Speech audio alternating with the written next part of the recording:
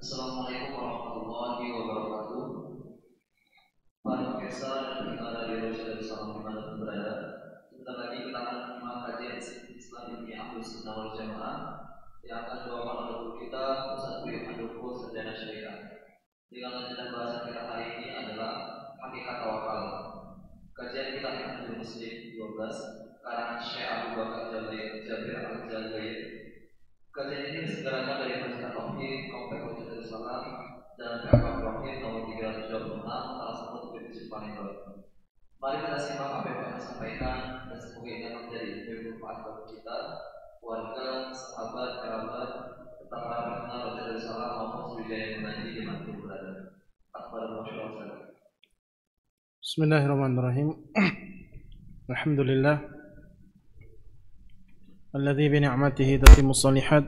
Asyhadu an la ilaha illallah wahdahu la syarika lah wa asyhadu anna Muhammadan 'abduhu wa rasuluhu wa safiyuhu wa khaliluh. Alhamdulillah, kaum muslimin yang dimuliakan Allah Subhanahu wa taala. Assalamualaikum warahmatullahi wabarakatuh. Marilah pertama-tama kita memanjatkan puji dan syukur kita kepada Allah Subhanahu wa taala. Tidaklah apa yang Allah Subhanahu wa taala berikan kepada kita semua, kenikmatan yang begitu melimpah ruah, kenikmatan yang begitu banyaknya yang diwajibkan kepada kita semua dari semua kenikmatan tersebut, kecuali apa? Menjalankan ataupun menggunakan semua kenikmatan tersebut dari apa-apa yang Allah Subhanahu wa taala cintai, dan itu adalah bentuk hakikat rasa syukur kita kepada Allah Subhanahu wa taala. Maka pada saat itu pula Allah Subhanahu wa taala akan melimpahkan kepada kita semua keberkahan dari kenikmatan yang kita miliki, dan Allah Subhanahu wa taala akan menambahkan kenikmatan yang ada di diri kita. Salawat serta salam semoga Allah Subhanahu wa taala senantiasa mencurahkan kepada nabi kita tercinta Nabi Muhammad sallallahu alaihi wasallam yang telah menjelaskan kepada kita semua ajaran Islam, wahyu dari Allah Subhanahu wa taala yang menjelaskan kepada kita semua akan kebenaran, sehingga jalan terang benderang untuk kita lalui dan untuk kita langkahi menjalani kehidupan di dunia ini, dan juga kita akan bisa merasakan enaknya hidup, bahagianya kehidupan di hari kiamat kelak di surga Allah Subhanahu wa taala. Maka kita bersyukur pula kepada Allah Subhanahu wa taala bahwasanya Allah Subhanahu wa taala mengutus kepada kita semua seorang manusia sebagai basyiran wa nadhira, menjelaskan kepada kita semua akan kebahagiaan kenikmatan surga dan memberikan wanti-wanti kepada kita semua untuk menjauhi akan murka Allah Subhanahu wa taala, akan adab Allah Subhanahu wa taala, dari kemaksiatan yang dibenci oleh Allah Subhanahu wa taala. Kaum muslimin yang dimuliakan Allah Subhanahu wa taala, ini adalah pertemuan yang ke-12 kaitannya dengan akhlak, bab akhlak. Tidaklah setiap kajian tentang akhlak ini kita hendaklah berharap pada Allah Subhanahu wa taala, berdoa kepada Allah Subhanahu wa taala agar Allah Subhanahu wa taala memberikan kekuatan kepada kita semua, taufik kepada kita semua, sehingga kita bisa mengamalkan ilmu yang telah kita pelajari kemarin ataupun ilmu yang akan kita pelajari pada saat ini, terlebih-lebih lagi, terkhusus lagi kaitannya dengan masalah akhlak. Karena tidaklah akhlak itu hanya berkaitan dengan amalan seorang hamba. Tidak hanya berbicara hanya sekedar teori, nadoriyat saja, teori saja, ilmu saja, tidak, tetapi ditekankan oleh seorang yang mempelajari tentang masalah akhlak, ditekankan, sangat ditegaskan bagi dia untuk mengamalkan secara langsung, tidak berpangku tangan, tidak menunggu-nunggu lagi. Maka begitu beratnya amalan dari kaitannya dengan masalah akhlak, tidaklah amalan yang dikatakan berat tersebut akan menjadi ringan kecuali Allah Subhanahu wa taala berikan kemudahan kepada kita semua. Allahumma la sahla illa ma ja'altahu sahla wa anta taj'alul hazna idza syi'ta sahla. Semoga Allah Subhanahu wa taala memudahkan kita semua untuk mengamalkan dari ilmu yang kita miliki sampai kita meninggalkan dunia ini. Kaum muslimin yang dimuliakan Allah Subhanahu wa taala, kemarin atau 2 minggu yang lalu kita telah menjelaskan tentang masalah tawakal, yaitu sifat yang kedua yang dimiliki seorang muslim, seorang mukmin, muslimah, mukminah yang betul-betul menjadi hamba yang baik, mulia, dengan kepribadian akhlak yang baik di hadapan Allah Subhanahu wa taala dan di hadapan seluruh makhluk-makhluk Allah Subhanahu wa taala. Yang mana yang pertama yaitu kaitannya dengan kesabaran, dan yang kedua yaitu pada saat ini yaitu tentang permasalahan tawakal, berpasrah diri, ya, menyandarkan diri kepada Allah Subhanahu wa taala yang maha kuat, yang maha agung dari segala macam bentuk perbuatan, keadaan, pengaturan alam semesta ini. Maka kita akan melanjutkan pernyataan ataupun kalimat dari pengarang kitab ini, yaitu Syekh Abu Bakar Jabir Al-Jazairi rahimahullah azza wa jalla rahmatan wasi'ah. Semoga Allah Subhanahu wa taala merahmati beliau dan memberikan manfaat dari ilmu yang beliau ajarkan kepada kita semua melalui kitab ini. Kemudian kita lanjutkan kalimat dari beliau. Qala rahimahullah azza wa jalla,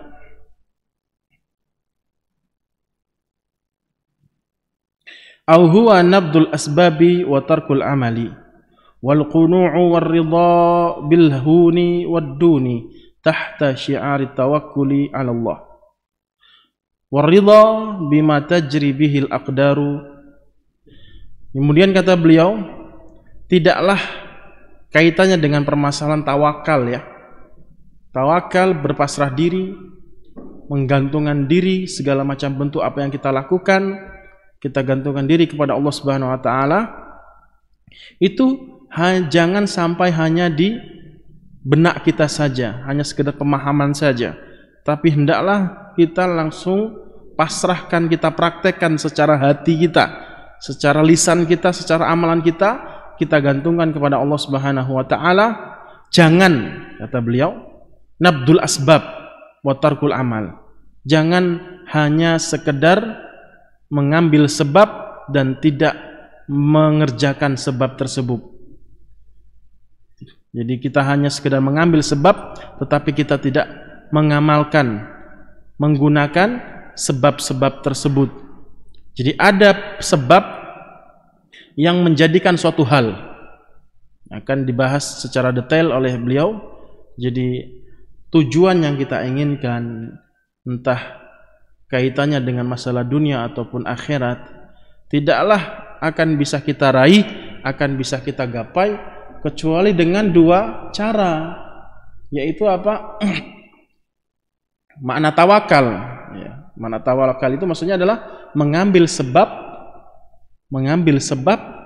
dan menggantungkan diri kepada Allah Subhanahu wa taala dari sebab tersebut.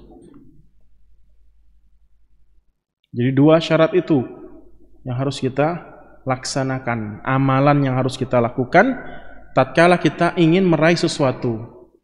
2 caranya. Kita harus mengambil sebab. Ya. Sebab itu maksudnya adalah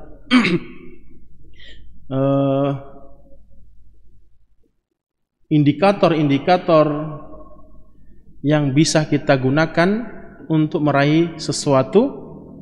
Itu yang pertama. Baru yang kedua, kita pasrahkan kepada Allah Subhanahu wa taala dari sebab yang telah kita usahakan tadi. Sebagaimana contoh, tatkala seorang petani ketika dia ingin mendapatkan hasil yang memuaskan, yang bagus, maka dia harus mengetahui ilmu tentang pertanian. Dia harus tahu tentang macam-macam sebab-sebab yang digunakan untuk mendapatkan hasil panen yang baik dan bagus, yaitu dengan cara pupuk yang bagus, dengan pengetahuan-pengetahuan yang lainnya lah.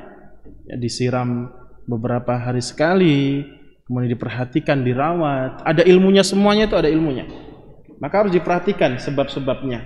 Baru setelah itu kita memasrahkan kepada Allah Subhanahu wa taala dari hasil panen tersebut.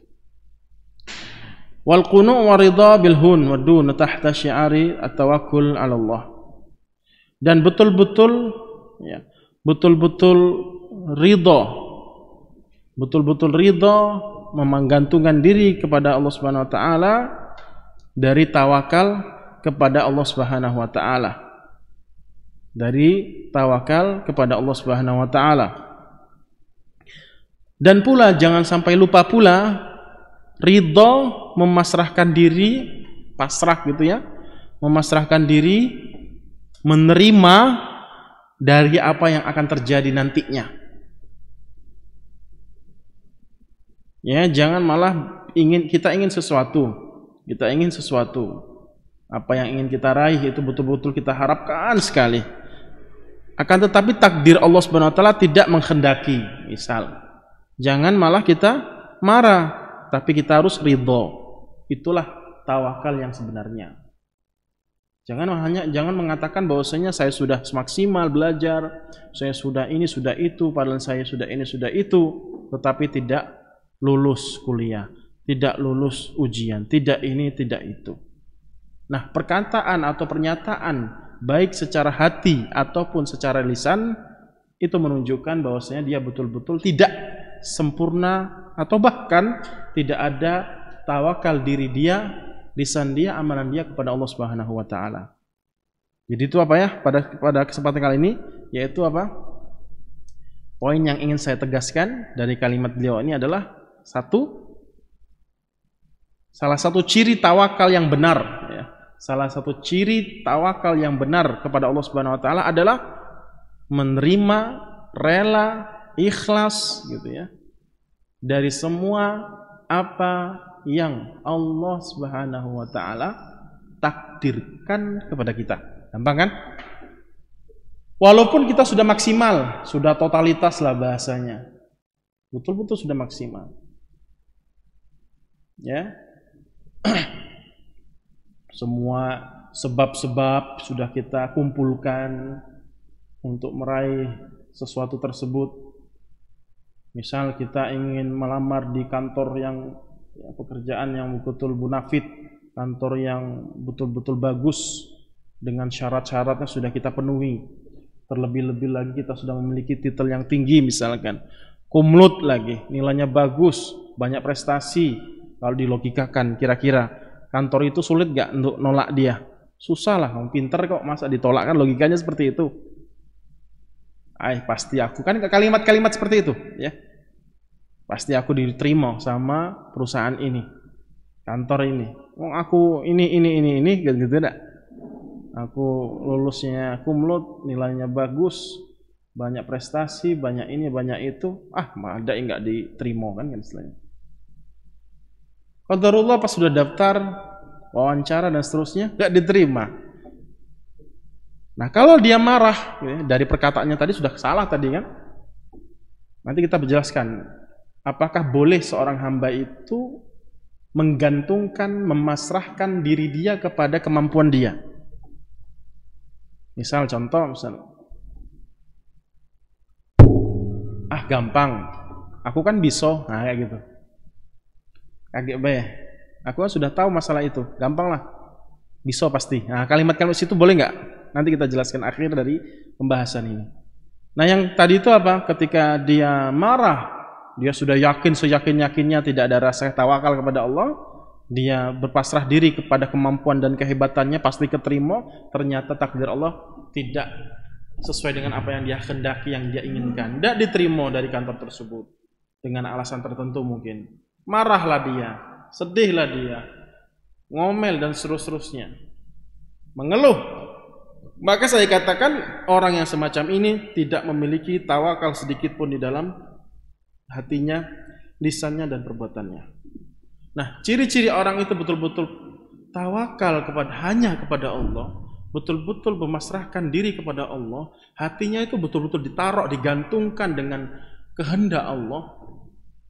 Maka tatkala apa saja yang terjadi, apa saja yang telah Allah tetapkan kepada dia, mungkin menurut dia pahit atau dia keadaan tersebut dia membahagiakan dia, menyenangkan dia, dia tetap ikhlas menerima, ridho dengan apa yang Allah telah takdirkan. Jadi kaitannya dengan tawakal itu memiliki korelasi hubungan erat dengan apa?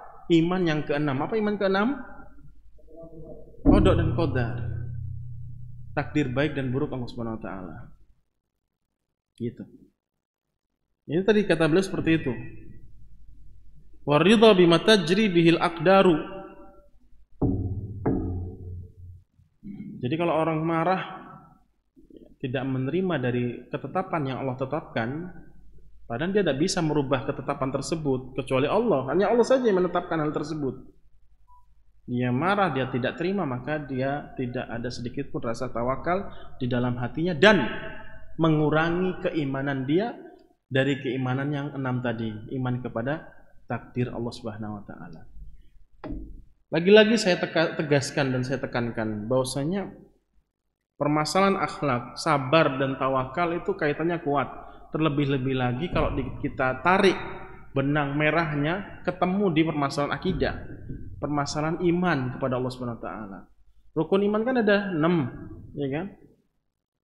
Antuk minabillah, beriman kepada Allah, wa malaikatihi, kepada malaikatnya, wa kutubihi, kepada kitab-kitabnya, wa rusuli, kepada rasul-rasulnya, wal yaumil akhir, kepada hari akhir, hari kiamat, alam barzah, alam kubur, padang mahsyar, surga, neraka, mizan, itu masuk ke iman yang keempat, ada hari akhir. Baru antuk mina bil qadari khairi wa syarrihi, tentang iman kepada ketetapan, ketentuan yang telah Allah tentukan, takdirkan 50.000 tahun sebelum penciptaan langit dan muka bumi ini. Kita harus yakini itu. Nah, kata para ulama, kenapa hikmahnya, ya, faedahnya, pelajarannya, kenapa penempatan iman kepada takdir Allah Subhanahu wa taala di nomor yang ke-6, gitu kan? Hikmahnya apa? Kenapa enggak di 1, 2, 3 atau ya 1 pasti jelas Allah.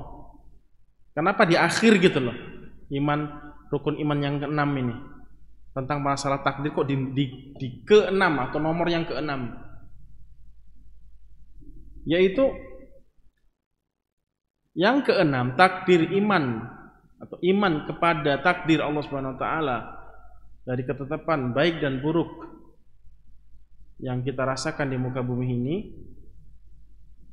ataupun di akhirat, itu sebagai pengikat, penentu, pemastian, perealisasian akan iman-iman sebelumnya, akan iman-iman sebelumnya, iman pada Allah, hari akhir, malaikat, kitab-kitab, rasul, hari akhir, penguatlah, pemastian. Kalau kalau iman takdirnya bermasalah, gitu ya, maka iman yang 5, 4, 3, 2, 1 juga bermasalah. Itu otomatis. Bagaimana kita mengakui Allah Subhanahu wa taala dan Rabb kita? Hanya Allah saja yang berhak kita ibadati, kita sembah, kita minta kepada Allah Subhanahu wa taala. Kita yakin akan Allah Subhanahu wa taala memiliki malaikat-malaikat, kitab-kitab, rasul-rasul, dan Allah menentukan kejadian-kejadian hari akhir. Kemudian kita enggak percaya dengan takdir Allah, tidak menerima dengan takdir Allah. Kira-kira logikanya, secara logikanya bertentangan enggak? Katanya dia iman kepada Allah, iman sampai yang ke-5 itu betul-betul betul-betul beriman, katanya dia. Apalagi dia betul-betul hafal dalil-dalilnya dalam makna dari iman 1, 2, 3, 4, 5. Tetapi ketika masalah takdir ya marah. Contohnya tadi ini. Kira-kira nyambung nggak? Klop nggak? Cocok nggak dengan iman-iman sebelumnya? Tidak mungkin. Karena mengurangi eksistensi iman dia kepada Allah Subhanahu wa taala. Salah satu cara kita mengimani Allah Subhanahu wa taala itu kan banyak, ada 4. Akan zat Allah Subhanahu wa taala, kewujudan Allah, dan ketentuan-ketentuan Allah Subhanahu wa taala. Dalam nama-nama dan sifat-sifat Allah Subhanahu wa taala itu adalah Allah mudabbir.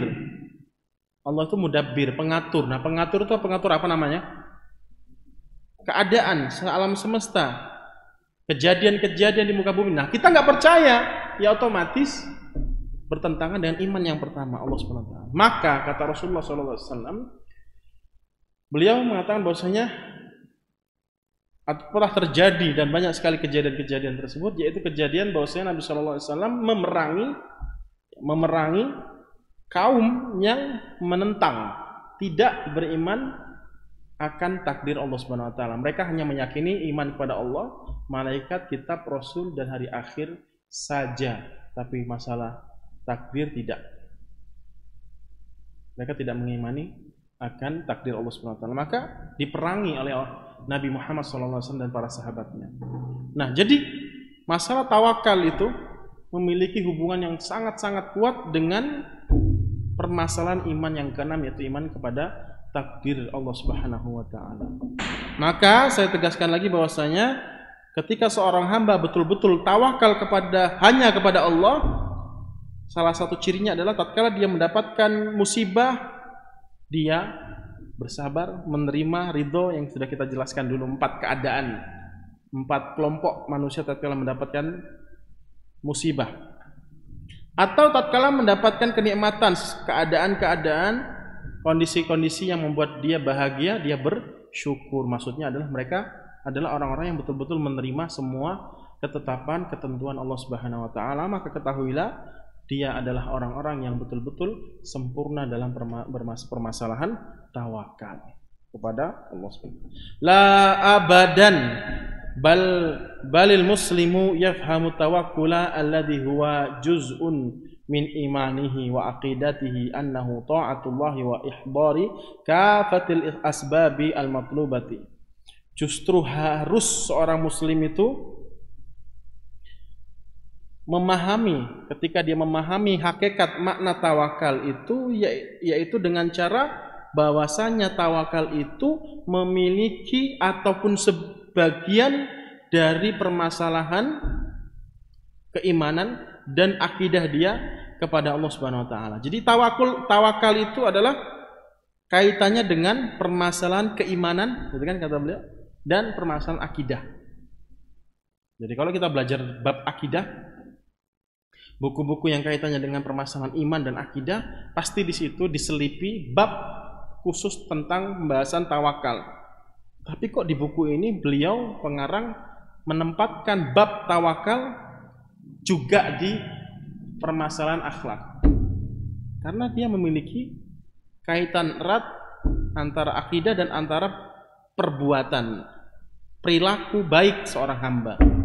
Seperti itu maksudnya.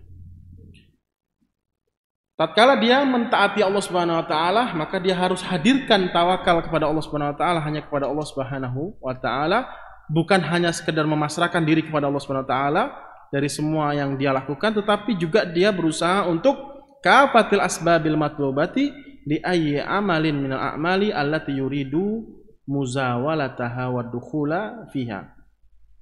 Maka dia harus mendatangkan sebab beramal, maksudnya ikhtiar, bahasa kita yang sering kita dengar di masyarakat. Tatkala kita ingin melakukan suatu hal, ingin meraih suatu tujuan, jangan hanya sekedar berdoa, berpasrah diri kepada Allah Subhanahu wa taala dan tidak berusaha mengambil sebab-sebab untuk ke sana. Ya kalau mau sukses sekolah, jangan nggak sekolah. Belajar, pelajari seluk-beluk kaitannya dengan apa yang Anda inginkan. Jangan hanya memasrahkan kepada Allah, berdoa di masjid dan seterusnya. Itu penghinaan namanya kepada Allah Subhanahu wa taala. Justru Allah Subhanahu wa taala perintahkan dia untuk tawakal dan perintahkan dia untuk beramal, berusaha. Kalau mau mobil ya jangan hanya sekedar minta doang, tapi ya kerja gitu maksudnya. Baru setelahnya pasrah kepada Allah gitu. Jangan pasrah doang atau mengambil sebab doang tanpa pasrah kepada Allah. Jadi ada dua. Fala yatma'u fi thamaratin biduni an yuqaddima asbabaha. Maka dia tidak akan mendapatkan sedikit pun buah dari usaha yang dia lakukan tanpa memenuhi, mengambil penyebab-penyebab, sebab-sebab tujuan tersebut tergapai atau tercapai. Ya kan? Misalkan dia ingin jadi apa? PNS misalkan. Ya kan? Karena ada syaratnya. Mau enggak sekolah kan gitu. Kan enggak nyambung. Dia pengen daftar jadi PNS ini misalkan. Ya kan? Tapi enggak sekolah pas daftar itu. Pas daftar dimintain ijazah itu, ternyata dia bilang saya enggak sekolah. Ya enggak mungkin. Seperti itu. Harus ada datangkan sebabnya. Allah jadikan sebab itu untuk menjadikan suatu akibat. Dan setelah itu ataupun pada saat itu pula kita memasrahkan diri akan hasilnya kepada Allah Subhanahu wa taala. Ya, wala yarju natijatan ma biduni an yad'a muqaddimataha ghaira anna mawdi'a ismari tilkal asbab. Jangan malah mengharapkan tujuan, harapan yang dia inginkan tanpa didahului akan muqaddimah, cara-cara awal yang harus dia lakukan. Sebab maksudnya. Apa yang harus dilakukan di awal-awalnya. Dia ingin mendapatkan sesuatu tetapi dia tidak mendatangkan step-step pertamanya agar dia bisa mendapatkan apa yang dia inginkan. Dari penyebab-penyebab tadi, sebab-sebab tadi. Wa intaji tilkal muqaddimati yufawwidhuhu ila Allah Subhanahu wa taala. Setelah dia berusaha semaksimal mungkin untuk mendatangkan sebab-sebab, petani yang saya jadikan permisalan, ya, seorang petani ingin mendapatkan hasil yang memuaskan, panen yang bagus, maka dia harus mendatangkan sebab-sebabnya, yaitu pupuk yang bagus, ada aturan-aturan mainnya ketika nanam ini, nanam itu, airnya bagaimana, kadar airnya, disiramnya kapan, gitu kan? Segala macam bentuk seluk-beluk sebab-sebab itu dia sudah maksimal, dia datangkan. Maka jangan malah mengatakan, yes, gampang, ini nanti tanamannya bagus, soalnya sudah saya maksimalkan ini, pupuknya bagus, bibitnya yang paling mahal dan seterusnya, nanti bagus, tunggu aja. Tanpa kalimat-kalimat insya Allah, tanpa kalimat-kalimat pasrahkan diri kepada Allah Subhanahu wa taala. Jelas-jelas Allah katakan, "A antum tazra'unahu am nahnu zari'un" dalam surat Al-Waqiah. Wahai hambaku, apakah yang menumbuhkan, menanam tumbuhan-tumbuhan yang kalian tanam itu kalian ataukah kami? Kalian ataukah kami? Iya, kalian. Ya, dicangkul, tanahnya diputar-putar, kemudian diolah, dikasih pupuk dan seterusnya. Kelihatannya kita ya, petani, betul? Petani kelihatannya. Tetapi apakah petani itu yang melakukan proses penumbuhan? Kan enggak. Apakah ada proses editing? Nah, tanaman ini nanti harus gini, nanti hijaunya seperti ini, warna hijaunya, kemudian panjangnya seperti ini, nanti kemudian buahnya seperti ini, warna buahnya seperti ini. Kan enggak ada omongan kayak gitu sama petani. Petani hanya sekedar datangkan sebab-sebab aja. Ketika tumbuh itu, petani tidak mengambil andil dalam menumbuhkan tanaman tersebut. Apakah kalian yang menanam, apakah kami yang zari'un, yang menumbuhkan? Allah jelaskan di situ. Jadi Allah tanya tapi pertanyaan tidak perlu dijawab karena jelas-jelas jawabannya Allah Subhanahu wa taala.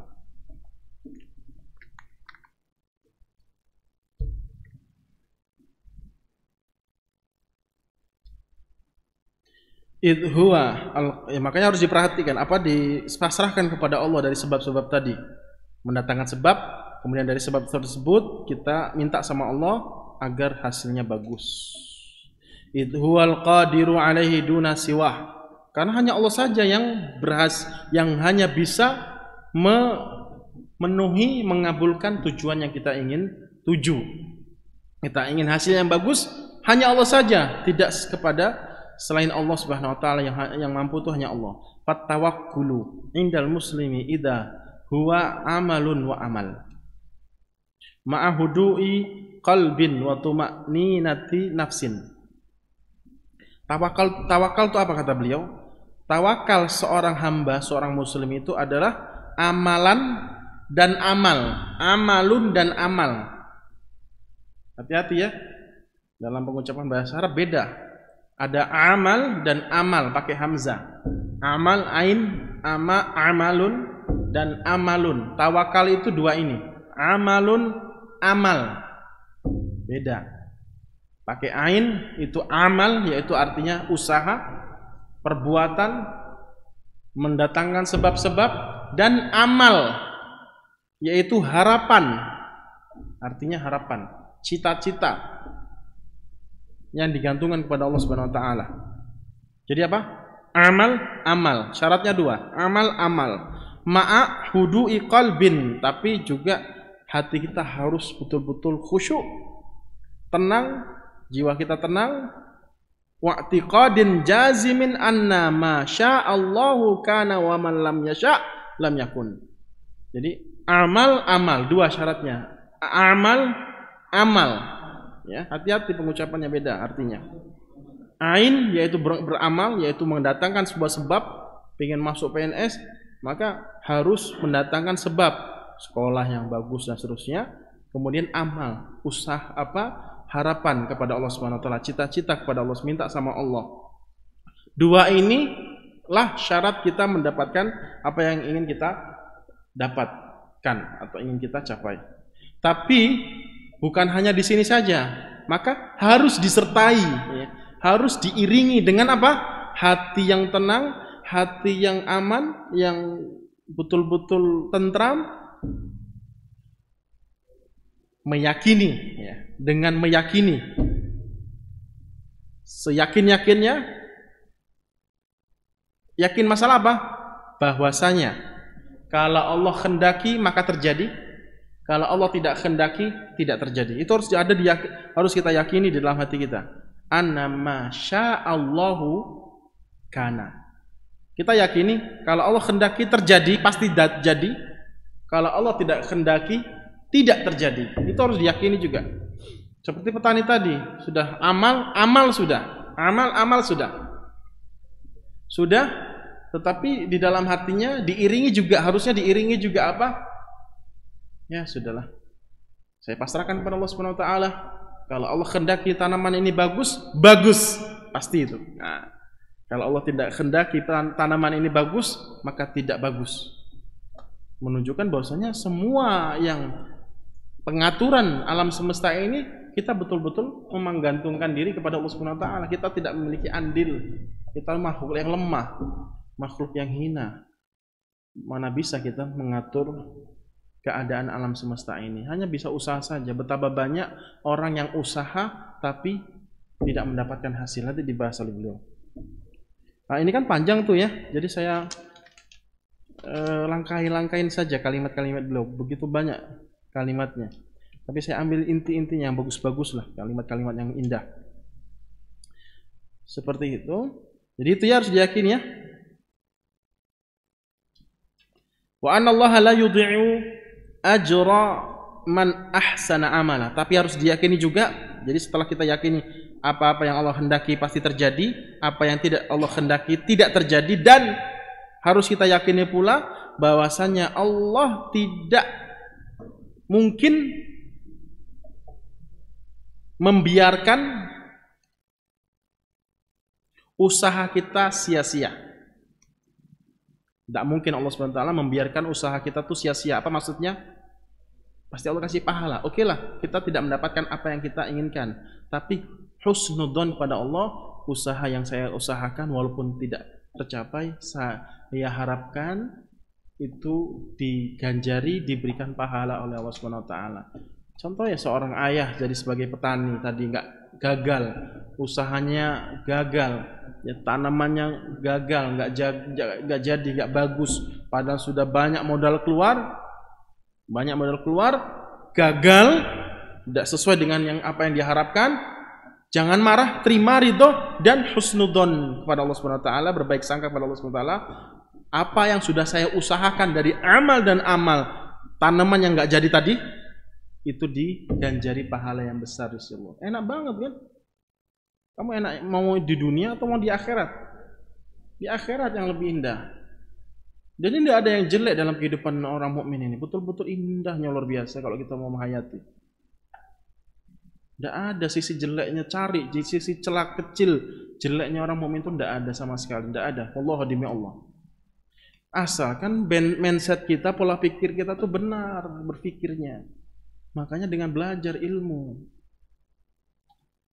Untung, alhamdulillah, untung maksudnya berhasil tanamannya, panennya banyak, usahanya maju sukses, dapat dunia, dan diawali tadi juga diniatkan ini ibadah. Kita di dunia ini walaupun permasalahan dunia, kalau kita niatkan ikhlas minta pahala Allah kepada Allah Subhanahu wa taala, akhirat kita dapat.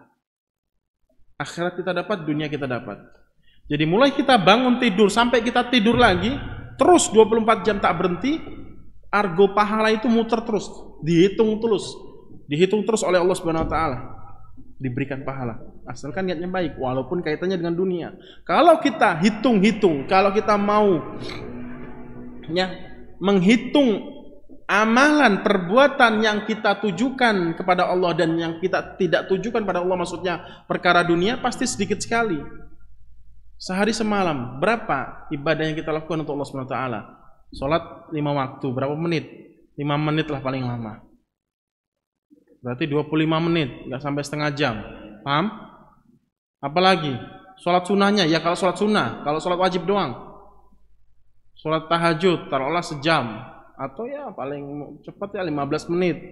Berarti 45 menit. Apalagi? Fokusnya kan 5 waktu aja kan, sholat 5 waktu doang kan.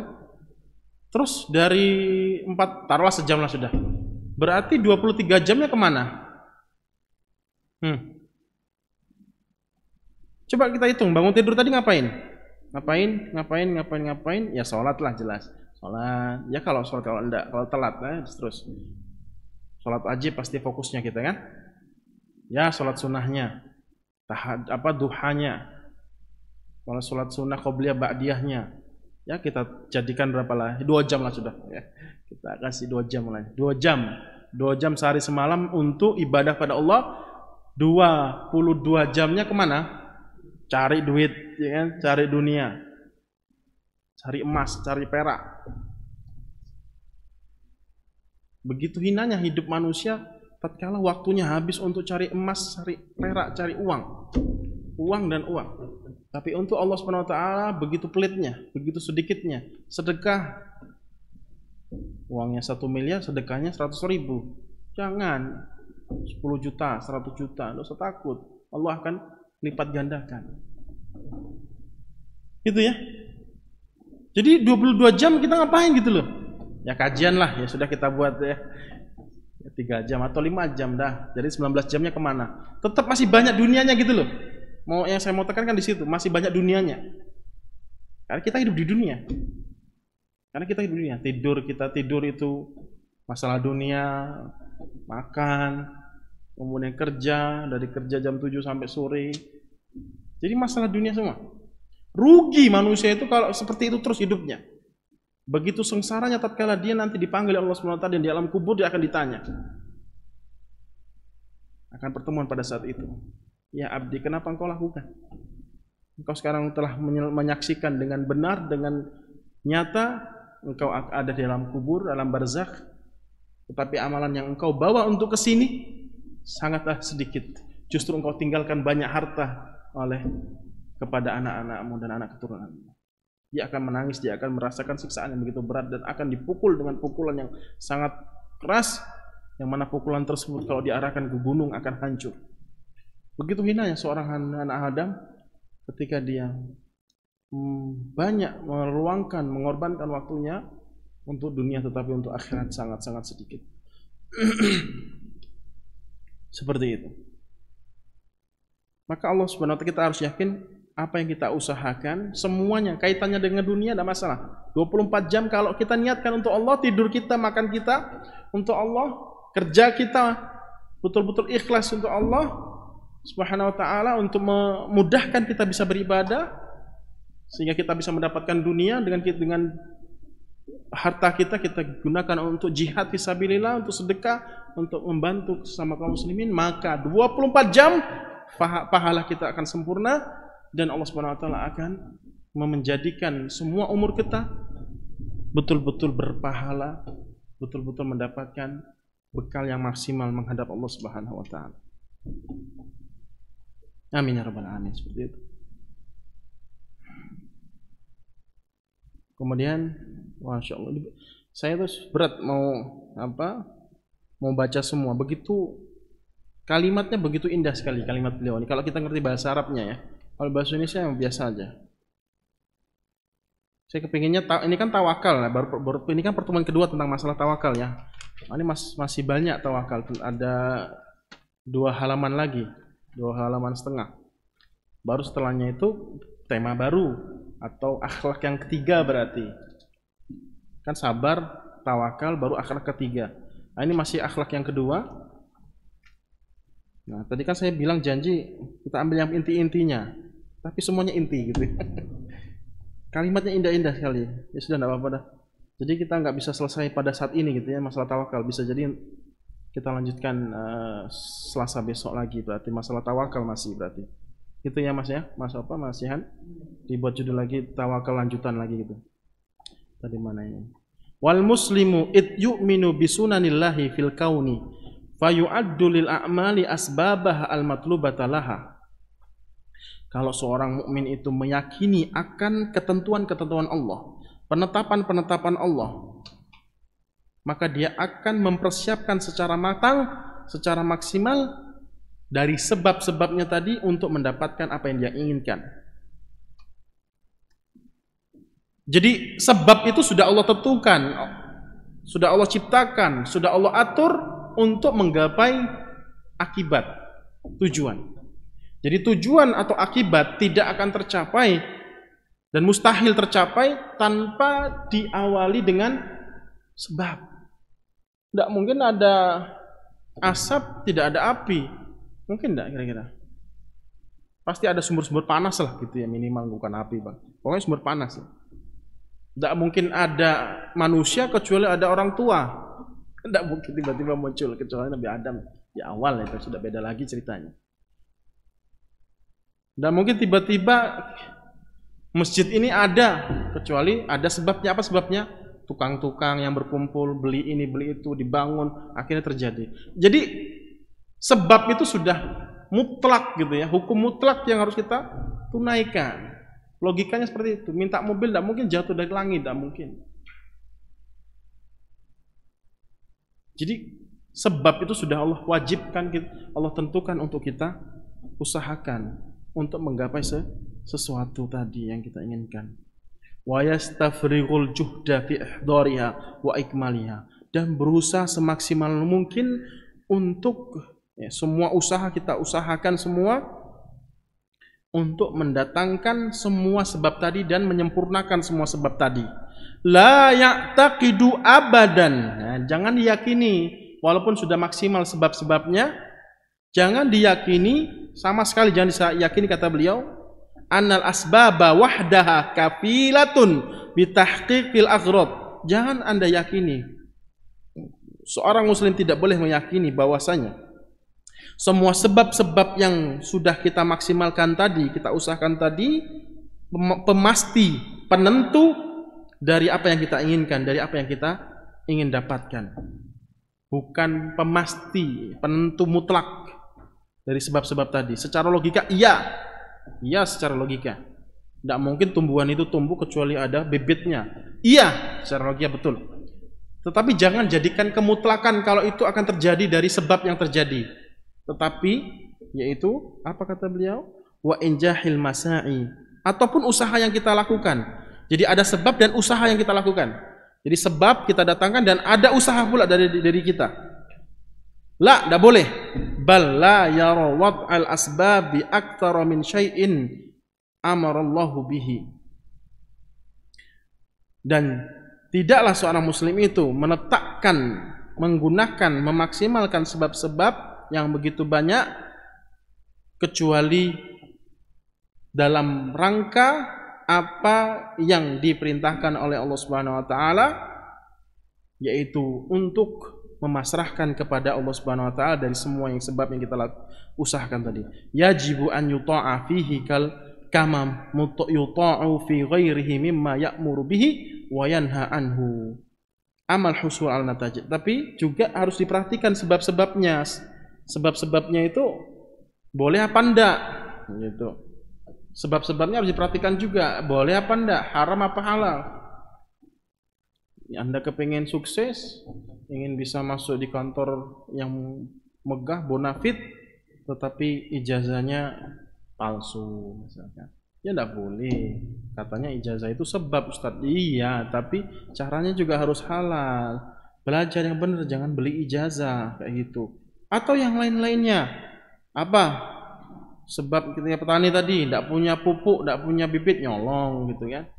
Ya jangan juga seperti itu. Iya, saya mendatangkan sebab, tapi sebabnya harus boleh. Harus sesuai dengan arahan Allah Subhanahu wa taala dan Rasulnya gitu. Dan apa-apa yang tidak diperbolehkan harus dijauhi. Adapun ya, ammal husulu ala nataiji wal fauzu birraghaibi faqad wakkala amruhuma ila Allah taala. Adapun hasilnya, buahnya yang ingin kita raih dari apa yang kita ingin dapatkan, ya, dan keberhasilan dari apa yang kita inginkan, dari keberhasilan apa yang ingin kita inginkan, maka ya, wakkala amrohuma, dari sebab-sebab tadi, dari penyebab-penyebab tadi yang sudah kita maksimalkan, itu kita pasrahkan kepada Allah Subhanahu wa ta'ala. Jadi bukan kepada zat sebab tadi, tapi kepada Allah Subhanahu wa ta'ala. Kita pasrahkan sebab tadi kepada Allah Subhanahu wa ta'ala. Idhuwal qadiru ala dzalika duna ghairihi. Karena hanya Allah sajalah yang mampu mengatur dan menetapkan semua itu, tidak kepada selain Allah Subhanahu wa ta'ala. Diulangi lagi oleh beliau, wa anna ma syaa kana wa ma lam yasha' lam yakun. Bahwasanya apabila Allah kendaki terjadi, kalau Allah tidak kendaki tidak terjadi. Fakam min amilin kadihin lam yakul thamarata amalihi wa kadhihi. Betapa banyak, ya, betapa banyak orang yang sudah berusaha maksimal, kadih, berusaha keras. Betapa banyak orang yang sudah berusaha keras, maksimal, tetapi tidak merasakan buah dari usahanya, dari upayanya. Wa kam min zari'in lam yahsud ma zara'a. Betapa banyak orang yang bercocok tanam, tetapi dia tidak mendapatkan hasil dari apa yang dia telah lakukan, yaitu cocok tanam tadi, menanam tanaman. Wa min huna kanat nadratul muslimi ilal asbabi anna al-i'timada 'alaiha wahdaha wa i'tibaraha hiya kullu syai'in fi tahqiqil matlubi kufrun wa syirkun yatabarra'u minhu. Justru kalau orang itu berpasrah kepada sebab, bibitnya bagus, mahal bibitnya, saya pilih yang terbagus, pupuknya juga saya rawat terus, saya jaga terus, ya kan? Saya siram terus, hujan terus, bagus ini kayaknya, ya. Itu pasti akan membuahkan hasil. Kalimat ini, kata beliau adalah perkataan kufrun syirkun, perkataan kekafiran dan perkataan kesyirikan. Jadi dia yang minta sama sebab tadi, sebab gitu ya, maksudnya pupuk, ya, bibit yang bagus, kamu tumbuhin ya, jadikan hasil yang bagus ya. Seakan-akan seperti itu walaupun tidak. Kalimat yang dia lontarkan tadi, ini pasti ini bagus nanti. Ini saya pilih betul-betul maksimal nih pupuknya, bibitnya bagus banget. Nanti bagus juga buahnya. Nah, kalimat-kalimat seperti ini dia seakan-akan nyembah, minta kepada bibit tadi, penyebab-penyebab tadi, atau orang yang ingin masuk kantor yang bagus tadi, ya, dia nyembah kepada ijazahnya. Oh, ijazah saya ini bagus nih, pasti nanti keterima. Maksudnya apa? Ijazah, terimalah saya, atau biar jadikan saya bisa kerja di situ. Seakan-akan seperti itu, walaupun tidak ngomongnya seperti itu, tapi secara keyakinan seperti itu. Maka kata beliau, perkataannya seperti ini, hati-hati, kufrun wa syirkun. Perkataan yang kafir dan menyekutukan Allah Subhanahu wa ta'ala. Yatabarra'u minhu. Padahal penyebab tadi berlepas diri dari orang ini tadi, orang yang mendatangkan penyebab tadi, enggak ada hubungan maksudnya. Wa anna tarkal asbabil matlubah li ayyi amalin wa ihmalaha wa huwa qadirun ala i'dadiha wa ijadiha fisqun wa ma'siyatun yuharrimuhuma wa yastaghfirullah ta'ala minhuma. Kebalikannya. Tadi apa? Tidak tawakal kepada Allah, tapi tawakal gitu ya. Pasrah diri kepada penyebab dari apa yang dia inginkan. Ini hukumnya apa? Syirik, kufrun. Kalau dibalik bagaimana? Tawakal kepada Allah, memasrahkan diri kepada Allah, semuanya kepada Allah, tapi tidak mendatangkan sebab. Tidak mendatangkan sebab. Contohnya tadi berdoa ya biar turun mobil, ya, dapat mobil, tidak mau kerja, yakin seperti aja. Saya nggak mau kerja, nggak mau apa-apa. Pokoknya saya minta sama Allah biar nanti ada orang yang ngasih makan, ya, kayak gitu. Biar saya dapat uang, tiba-tiba ada masuk uang di rekening saya dan seterusnya. Omongan seperti ini, perilaku semacam ini tidak mendatangkan sebab, maka kata beliau maksiatun, suatu kemaksiatan dan kefasikan. Kefasikan itu suatu kedosa besar, suatu dosa, fasik, dan dia harus minta ampun pada Allah Subhanahu Wa Taala dari apa yang dia lakukan tadi. Seperti itu. Nah, sampai di situ saja kaitannya dengan penjelasan tentang tawakal oleh beliau. Panjang pendeknya seperti itu. Tetapi nanti setelahnya beliau akan menjelaskan tentang perbuatan Nabi, contoh Nabi SAW. Padahal beliau manusia yang terbaik, tetap beliau itu mendatangkan sebab. Tetap mendatangkan sebab. Padahal beliau manusia yang terbaik, tetap butuh kepada sebab, tapi bukan kepada zat sebab itu butuhnya, tapi butuh kepada Allah, tawakal kepada Allah, tetapi tetap berusaha. Ada sebab-sebabnya. Atau apa? Ada contoh-contoh dari Nabi SAW. Baru setelah itu tentang masalah, boleh enggak kita tawakal kepada diri sendiri, insyaallah. Kita lanjutkan Selasa depan. Semoga selesai ini. Saja bisa saya sampaikan, semoga bermanfaat. Saya buka pertanyaan, silakan ada yang ditanyakan.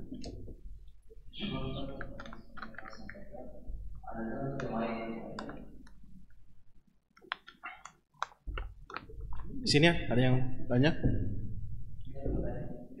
Ya. Nah, ya bagus. Apa yang Anda pertanyakan itu telah dijelaskan oleh Rasulullah SAW dan diterapkan juga oleh Umar bin Khattab tatkala masalah wabah. Ketika Umar bin Khattab ingin pergi ke Syam, yang mana Syam pada saat itu terjadi wabah taun, ya kayak corona inilah. Ya kan sudah jauh-jauh dari Madinah. Pas ke Syam dihalangi oleh para sahabat lainnya untuk jangan masuk karena di situ ya lagi lockdown gitu ya. Wabah taun namanya, penyakit yang bahaya. Taun itu kalau corona ini kan dampaknya itu nggak terlalu terlihat. Ada juga orang tanpa gejala ya, OTG ya. Nah, itu agak betul-betul lebih ngeri itu malah ya. Bisa menularkan dulu. Kalau taun itu kalau kena itu langsung merah, langsung panas, langsung muntah-muntah, langsung mati. Jadi enak gitu mengantisipasinya. Tapi kalau corona kan enggak, dia punya masa 14 hari untuk nyebarin dulu, kan lebih ngeri kalau menurut saya. Maka pada saat itu para sahabat berdebat atau ada dua pendapat, masuk atau pulang lagi ke Madinah. Pulang lagi atau ke Madinah atau masuk aja. Satu sahabat menjelaskan, masa kamu takut akan taun tersebut padahal kita berada di jalan Allah Subhanahu wa taala? Masa kamu takut melangkah gitu loh, padahal kita dalam kebenaran? Maka lanjutinlah Umar, pasrahkan kepada Allah. Bagus kira kalimat ini kan. Ada sahabat juga mengatakan pulang saja wahai Umar, pulang aja. Pulang saja, kita lari dari kemudorotan lah bahasanya. Karena Allah SWT katakan wala tulqu aydikum ila tahluka, jangan kita jatuhkan kepada diri kita dari kesengsaraan atau penyakit dan seterusnya. Maka kata Umar bin Khattab menjawab dari kedua pertanyaan tadi, na'ud ila al-Madinah, kita pulang ke Madinah, nggak lanjutin perjalanan. Maka para sahabat yang nyuruh untuk lanjutin tadi, hal tafirru ila qadarillah min qadarillah, kenapa kamu lari dari takdir Allah? Gitu. Pasti kan bertanya, kenapa kamu lari wahai Umar dari takdir Allah? Takdir Allah apa? Di situ taun. Takdir Allah apa? Beliau harus melanjutkan perjalanan. Itu logikanya takdir Allah, harus melanjutkan.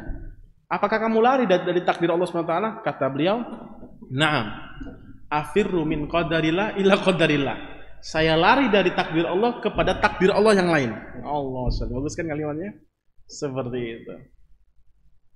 Masalahnya apa? Sang penanya dan kaum muslimin yang lainnya, kita tuh nggak tahu takdir Allah itu seperti apa endingnya. Ya, paham ya? Kalau kita tahu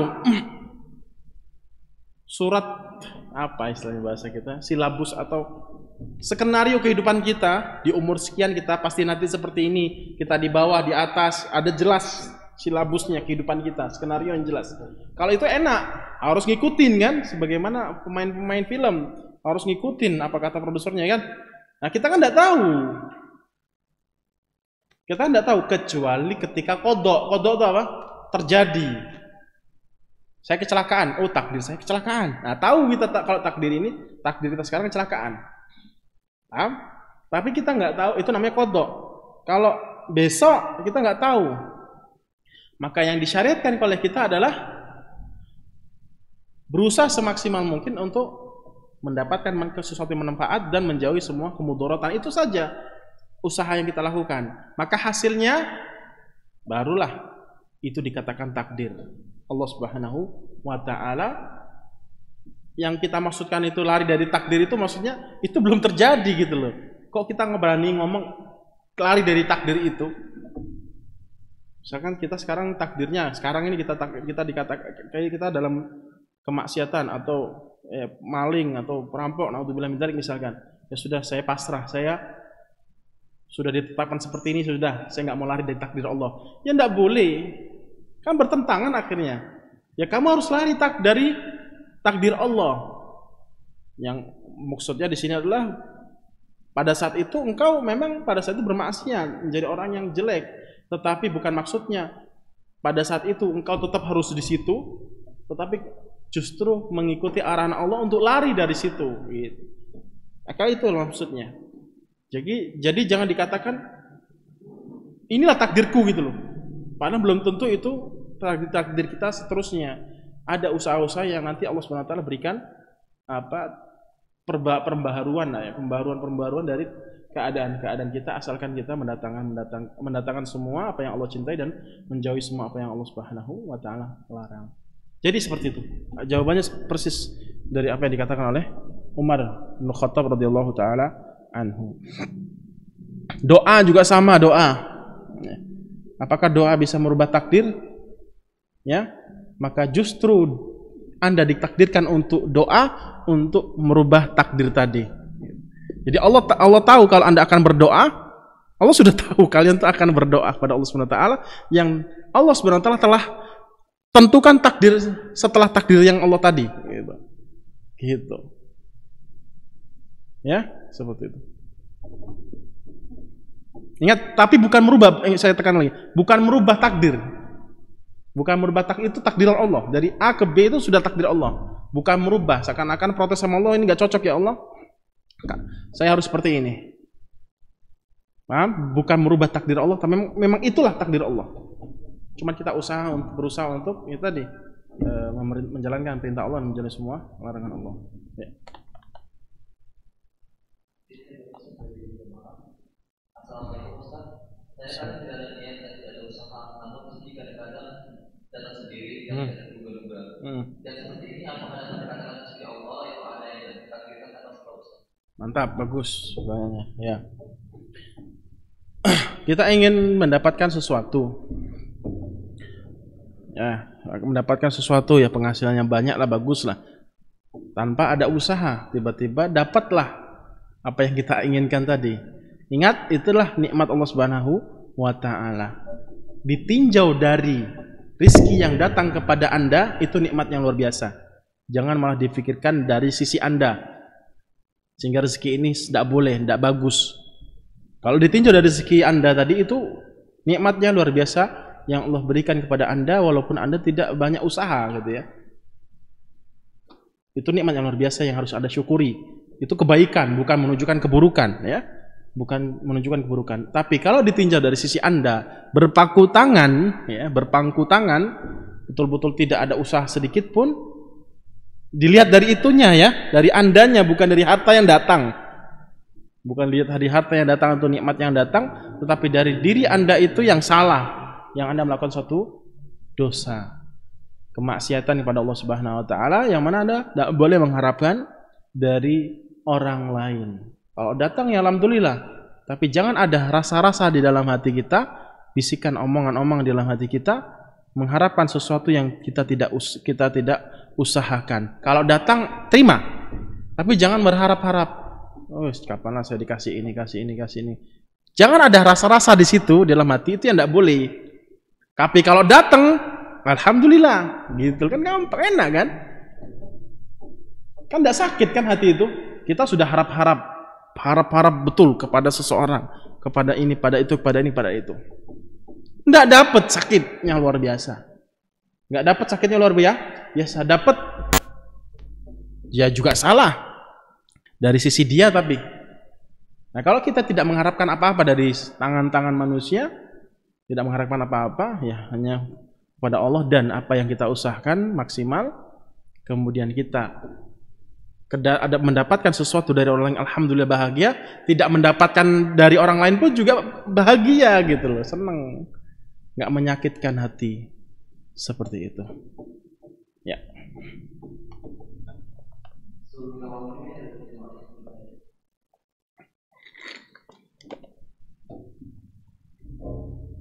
Nah ya, itu aja bisa kita sampaikan, semoga bermanfaat dan menambah keimanan kita, kesempurnaan keimanan kita, terkhususnya permasalahan tawakal ini, karena begitu beratnya masalah tawakal ini, kecuali ketika Allah SWT memberikan kemudahan kepada kita semua, sehingga kita bisa mengamalkan permasalahan ini, tawakal ini, dan kita bisa masuk surga Allah SWT. Dan tidaklah orang yang masuk surga itu betul-betul seperti hatinya burung, yang sudah kita sampaikan. Maksudnya burung, maksudnya apa? Yaitu kelembutan hati mereka dalam permasalahan tawakal kepada Rabb mereka, yaitu Allah Subhanahu wa Ta'ala. Wa akhiru da'wana alhamdulillahirabbil alamin. Sallallahu ala nabiyyina Muhammad wa ala alihi wa ashabihi wasallam. Assalamualaikum warahmatullahi wabarakatuh.